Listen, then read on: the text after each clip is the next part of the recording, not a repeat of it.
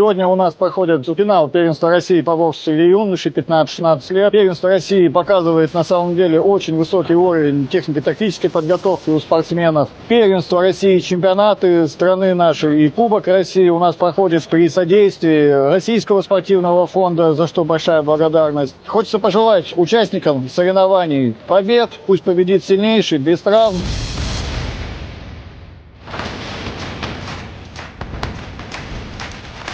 Соперник был очень хороший. Я его знаю еще с прошлого года. Он был финалистом в прошлом году. Достойный бой показал. Он был очень агрессивен насчет этого. И начинал ошибаться. Это моя первая победа.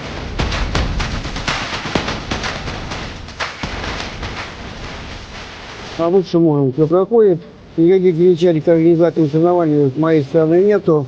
Ну, помимо этого, мы провели здесь семинар, судьи сдали нам экзамены. Стараемся поднимать судейский корпус на более высокий уровень.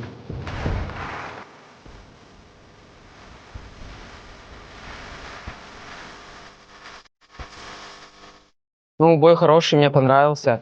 Держал хороший темп в бою.